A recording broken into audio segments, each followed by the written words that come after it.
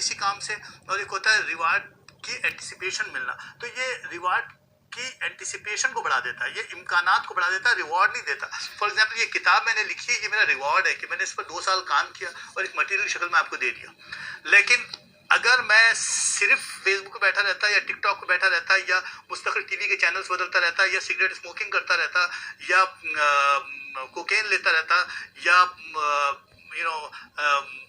Porn videos देखता रहता या फिर कोई भी ऐसा काम, स्मोकिंग करता रहता, ड्रग्स लेता रहता, और तो और इसके बहुत सारे और भी रीजंस हैं। फॉर एग्जांपल इन्होंने मुझसे पूछा बेटी ने कि इसका और कहाँ पर, रिलीजन इटसेल्फ, लाइक जब आप रिलीजन में जब जाते हैं, मैंने उससे कहा तो होता है ऐसा कि आप अपने आप को खुदा के हवाले कर देते हैं, आप सिक्योर हो जाते हैं, आप दुनिया के मसाइल से निकल जाते हैं, आप स्ट्रेस से निकल जाते हैं, तो आप उसकी तादाद बढ़ाते चले जाते हैं। कभी कभी आप सारा सारा दिन, सारी सारी रात नमाज के अंदर सिजदे में रहते हैं, क्योंकि आप सारी दुनिया से कट के बैठे हुए हैं। तो हर एक के बाद आपको एक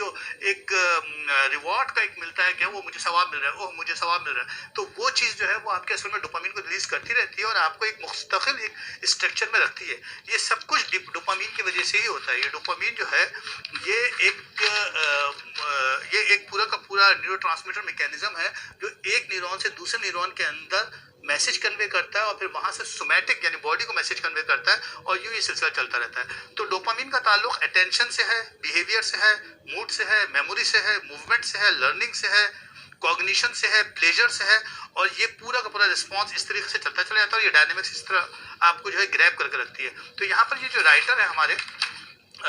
ट्रेवो मैरिस, इन्होंने कहा है कि ये जो पूरा जो दौर है ना, ये डोपामिन ओवर स्टिमुलेशन का है और इससे बचने के लिए ज़रूरी है। अच्छा, डोपामिन कभी कभी बीमारियों में ज़्यादा और कम भी हो जाता है, ये भी बताते चलूँ क्योंकि मेडिसिन का बैकग्राउंड है मेरा, कि जब कभी भी डोपामिन कम हो जाता है किसी का नेचुरली, तो उसको मूड स्विंग्स आते हैं, उसको मेमोरी लॉस हो जाती है, उसको स्लीप का प्रॉब्लम आता है, उसको कंसंट्रेशन का प्रॉब्लम आता है, वो फोकस नहीं कर पाता है, उसकी सेक्चुअल ड्राइव कम हो जाती है। या फिर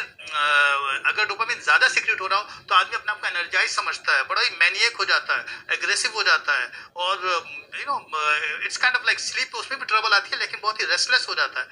और कभी कभी अप एंड डाउन दोनों हो जाते हैं, तो स्किज़ोफ्रेनिक हो जाता है, साइकोपैथ हो जाता है।